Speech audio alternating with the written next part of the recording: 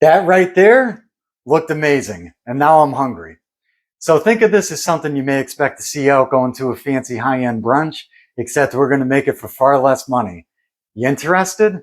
Stay tuned and I'll show you how to get it done with some helpful tips along the way. Here's the good stuff that we're going to be using today to get this done. For more information, including the recipe with instructions, be sure to check out the video description. This whole process does move along rather quickly, but if you are in a pinch for time and you still want that 5-star breakfast, I find it helpful to start by preheating your frying pan on a medium-low to medium type heat. For reference, I have mine on a 4, and while that's coming up to temperature, we could make our egg mix.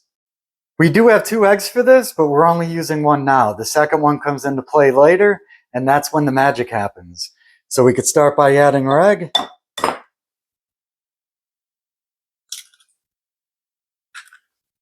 Then we have a 1/4 cup of milk here, so in goes the milk. I have a 1/4 teaspoon of vanilla extract, so we could add that. A 1/2 teaspoon of cinnamon. 2 teaspoons of powdered sugar. Gonna make it nice and sweet. Sweet and savory combo in full effect. Lastly, we have just a pinch of salt.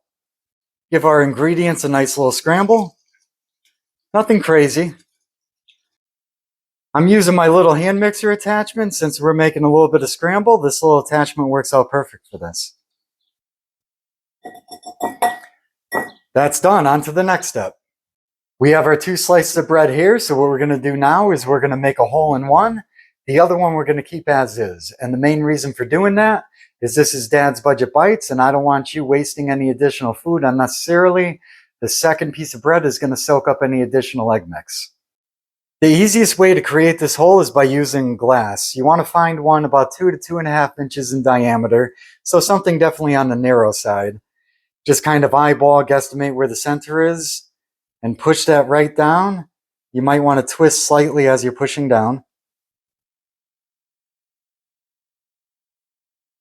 And that's it.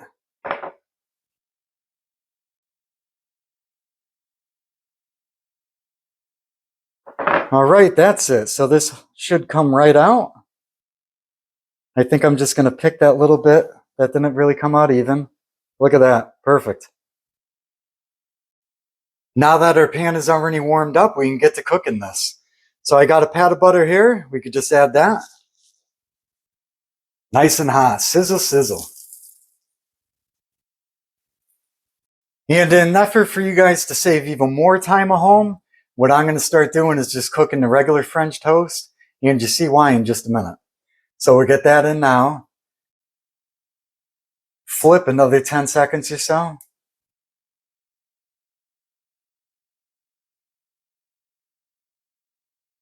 Let the excess drip off.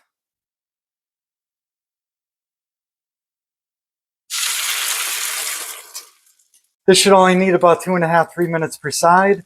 When this is ready to flip, we could add the one with the hole.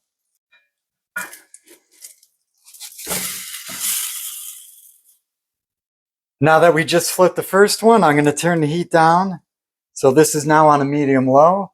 We can get that second one on now with the hole. Get that soaked up.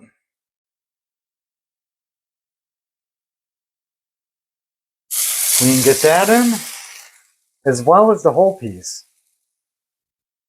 And this little whole piece is going to come in really handy. You see that towards the end.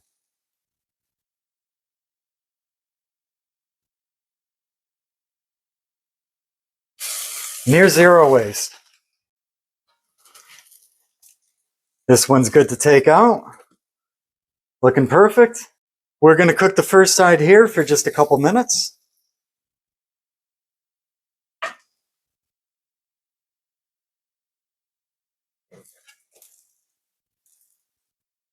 This is good to flip.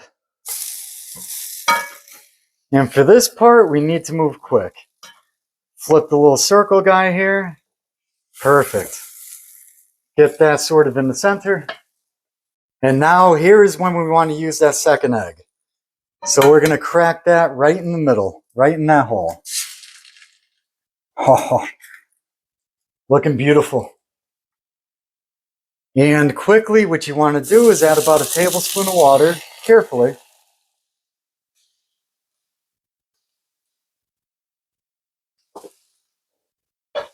Tablespoon of water in the pan. We're going to cover this and cook it for an additional 2 minutes or so.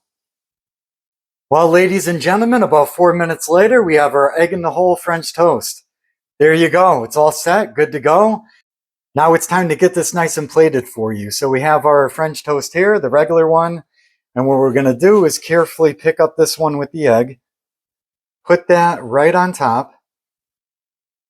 Oh, look at that. And then we have this little circle cut out here, and this is going to be great for dipping that yolk. That yolk is still nice and runny. Okay, everyone, it's now that time. Time for your joke of the day. What did the egg do when it saw the frying pan?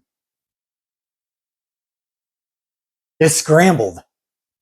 Now that we got that out of the way, here we go. I took the liberty of adding some maple syrup. And at home, you could bang this out in about 10 minutes. So let's taste it and see how we did. Got our little cutout here, perfect for dipping. So we have our yolk. Oh yeah. Got some yolk on there, down the hatch.